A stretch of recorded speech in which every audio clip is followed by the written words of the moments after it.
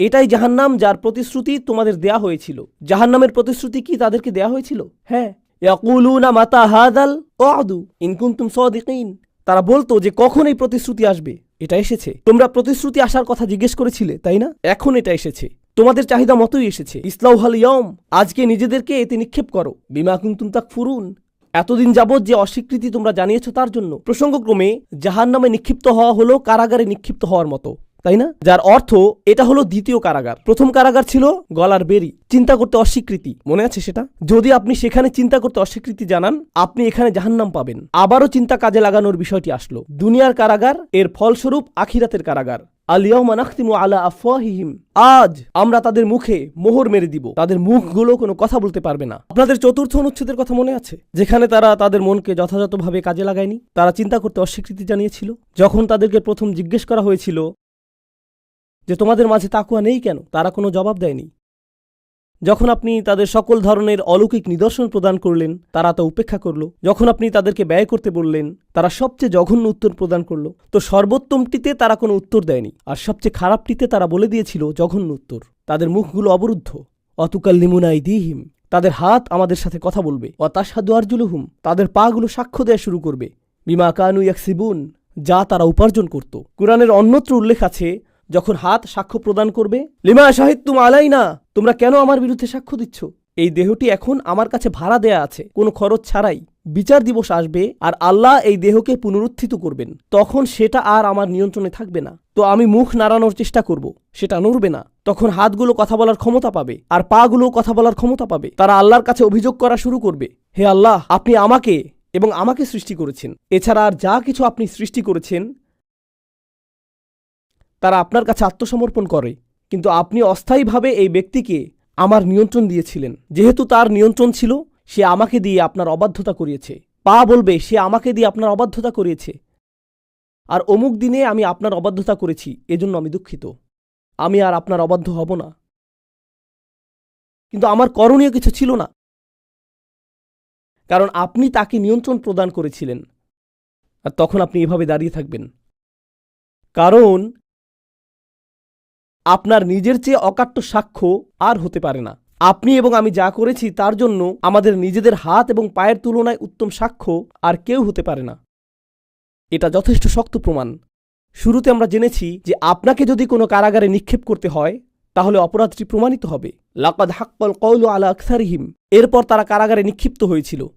সূরাটির শেষের দিকে আমরা সেটা আবারও শিখছি। তাদেরকে যদি কারাগারে যেতে হয়, অপরাধ প্রমাণিত হতে হবে। কিভাবে সেটা প্রমাণ করবেন? সাক্ষ্য প্রদান করবে কে? আপনি নিজেই সাক্ষ্য প্রদান করবেন।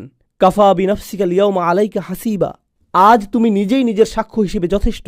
আল্লাহ আমাদেরকে সেই সাক্ষ্য থেকে রক্ষা করুন। এখন ওয়ালাউ নাশা, সেটা ছিল বিচার দিবস, কিন্তু এখনও আমরা আবারও এই পৃথিবীর প্রসঙ্গে ফিরে আসছি। ওয়ালাউ নাশা উলা তমাসনা আলা আয়ুনিহিম, তাদের দৃষ্টিকে লোপ করে দিতে পারতাম। ফাস্তাবাকুস সিরাত, তখন তারা পথ খোঁজার প্রতিযোগিতায় নামত। ফাআন্না ইউবসিরুন, তখন তারা কিভাবে দেখতে পেত? এটা অদ্ভুত একটা উদ্ধৃতি। এর অর্থ বোঝার জন্য আপনাকে চিন্তা করতে হবে। আমি আবারও অনুবাদ করছি। যদি আমরা চাইতাম তাদের চোখগুলোকে ধ্বংস করতে, মুছে ফেলতে পারতাম। তখন তারা পথ খুঁজে পাওয়ার জন্য প্রতিযোগিতা করত। তারা পথের উদ্দেশ্যে ছুটে বেড়াত, কিন্তু তখন তারা কিভাবে দেখতে পেত, অথবা কিভাবে তারা দেখত? এটা তারা কি বোঝাচ্ছে বুঝিয়ে বলছি। আপনাকে জঘন্যতম কাফেরদের ব্যাধিটি উপলব্ধি করতে হবে। মনে আছে চারপাশ থেকে অবরুদ্ধ সেই ব্যক্তির কথা, যা আমরা আগে বলেছি? জানেন তার ব্যাধিটি কি? সে ঈমান আনবে না, কিন্তু আমি আপনাদের বলছি যে শেষ পর্যন্ত সে বিশ্বাস করবে। কারো কি মনে আছে যখন আমি বলেছিলাম যে শেষ পর্যন্ত সে বিশ্বাস করবে? সেই সময়টা কখন? যখন সে শাস্তি দেখতে পাবে। এই ব্যক্তি ততক্ষণ বিশ্বাস করবে না যতক্ষণ না সে শাস্তি দেখবে। তো এখন এই কাফেরকে আল্লাহ শাস্তি দেখালেন, তিনি তার দৃষ্টি কেড়ে নিলেন। এখন যখন সে শাস্তি পর্যবেক্ষণ করল, সে ঈমান আনতে প্রস্তুত।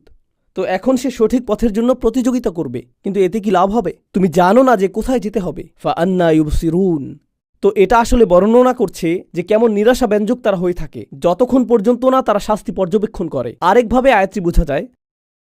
কিছু তাফসীরকারক এই মতটি ব্যক্ত করেছেন, আর আমার কাছে এটা বেশ যুক্তিসঙ্গত মনে হয়েছে। তা হলো, আপনি যদি আসলে অজুহাত খুঁজেন যে হেদায়েতের পথে আসার জন্য আপনার কোনো উপায় ছিল না, উপলব্ধি করার জন্য আপনার কোনো পথ ছিল না, হয়তো আপনি তেমন শিক্ষিত না, তাই ইতিহাস সম্পর্কে তা জানতে পারেননি। হয়তো আপনি কোনো রাসূল সম্পর্কে জানতেন না, তাই উপর থেকে যা এসেছে তা আপনি জানতে পারেননি। এটা সম্ভব যে ইতিহাসের শিক্ষা অর্জনের আমার কোনো সুযোগ নেই, আর ওহির জ্ঞানও আমার কাছে সহজলভ্য না। কিন্তু আমার এখনও একটি জিনিসের সামর্থ্য রয়েছে। সেটা কি? আমার চারপাশের পৃথিবী। আমি আমার চারপাশের সত্য, চারপাশের সৃষ্টি জগৎ অবলোকন করতে পারি। আল্লাহ বলেছেন, আমি যদি তাদের দৃষ্টিগুলোকে লোপ করে দিতাম, তখন তারা যদি সঠিক পথ পাওয়ার প্রতিযোগিতা করত, হয়তো তখনও তারা আরেকটা অজুহাত দাঁড়া করাতো। কারণ তখন তারা হয়তো বলতো যে তারা দেখতে পাচ্ছে না, কিন্তু অজুহাত দেওয়ার সুযোগ নেই। তাদের চোখ এখনো সম্পূর্ণরূপে সুস্থ রয়েছে। ওয়ালাউ নাশা, আমরা যদি চাইতাম, লামাসাখনাহুম আলা মাকানাতিহিম, তাদের দেহকে বিকলাঙ্গ করে দিতে পারতাম। ঠিক যেখানে তারা অবস্থান করে আমরা তাদের হাত ভেঙে দিতে পারতাম, চেহারা বিকৃত করে দিতে পারতাম, আমরা তাদের কান বিচ্ছিন্ন করে ফেলতে পারতাম। তারা যেখানে অবস্থান করে, ফামাস্তাতাউ মুদিয়াও ওয়ালা ইয়ারজিউন, এরপর তারা সামনে এগোতে পারবে না, আর ফিরেও আসতে পারবে না। আল্লাহ বলেছেন যে আমাকে বিচার দিবস পর্যন্ত অপেক্ষা করতে হবে না, আমি তোমাকে এখনই শেষ করে দিতে পারি। এর আগে তিনি বলেছেন যে তিনি তাদেরকে একেবারেই শেষ করে দিতে পারেন, কিন্তু এখন তিনি বলছেন অন্য আরও ব্যবস্থাও রয়েছে। আমি তোমাদের অন্ধ বানিয়ে দিতে পারি, আর তারপর তোমাদের অঙ্গগুলো একের পর এক ছিন্ন ভিন্ন করে দিতে পারি। আমি এটা করতে পারি, তারপর দেখা যাবে তোমাদের কি হয়। কারণ তোমরা বলে যাচ্ছ যে আমরা আর ফিরে আসব না। হ্যাঁ, তোমাদের এই অবস্থা থেকে আরও ফিরে আসতে পারবে না, তোমরা এটা থেকেও ফিরে আসবে না। এই সম্পর্কে যেটা আমার কাছে উল্লেখযোগ্য মনে হয় তা হলো, আল্লাহই ভালো জানেন, আমার মনে হয় যে এগুলো হলো আল্লাহর নিজস্ব পন্থায় দেয়া হুমকির জবাব। আপনারা জানেন যে রাসূলগণ হুমকির সম্মুখীন হয়েছিলেন। লা ইল্লাম তানতাহু লানারজুমান্নাকুম ওয়া লা ইয়ামাসসান্নাকুম মিন্না আযাবুন আলীম, যদি তোমরা বিরত না হও আমরা তোমাদের পাথর নিক্ষেপ করে হত্যা করব, অথবা অত্যন্ত ভয়ঙ্কর উপায়ে তোমাদের অত্যাচার করব। তোমরা কি মনে করো শুধু তোমরাই হুমকি দিতে পারো? আমরাও হুমকি দিতে পারি, আর এজন্য তোমাদেরকে আখিরাত পর্যন্তও অপেক্ষা করতে হবে না, তোমাদেরকে পরকাল পর্যন্তও অপেক্ষা করতে হবে না। আমি তোমাদেরকে পৃথিবীতেই হুমকি দিতে পারি। তাই তিনি বলেছেন তিনি তাদের দৃষ্টি লোপ করে দিতে পারেন, অথবা তাদের চেহারা বিকৃত করে দিতে পারেন, অথবা তাদের বিকলাঙ্গ করে দিতে পারেন, আর তারা এটা থেকে ফিরে আসতে পারবে না। চমৎকার এই আয়াতটি এখন চলে আসলো। গোটা সূরার মধ্যে এটা আমার প্রিয় আয়াত। ওমান নুআম্মিরহু নুনাক্কিসহু ফিল খলকি আফালা ইয়াকিলুন, যাকে আমরা বার্ধক্য দান করেছি তার সৃষ্টিগত গঠনে আমরা অবনতি ঘটাতে শুরু করব। আগের আয়াতে আল্লাহ বলেছেন যে তিনি তোমাদের দেহকে বিকলাঙ্গ করে দিতে পারেন, তাই না? তিনি তাদের দেহকে বিকলাঙ্গ করে দিতে পারেন, কিন্তু এটা বিশ্বাস করার জন্য তোমাদের বিকলাঙ্গ হওয়ার জন্য অপেক্ষা করার প্রয়োজন নেই, বরং বয়স বাড়ার সাথে সাথে তো এমনিতেই তোমাদের দেহের অবনতি ঘটতে থাকে। সেই চূড়ান্ত বিকলাঙ্গতার কিছু কিছু নিদর্শন ইতিমধ্যেই প্রতিদিন ঘটে চলছে।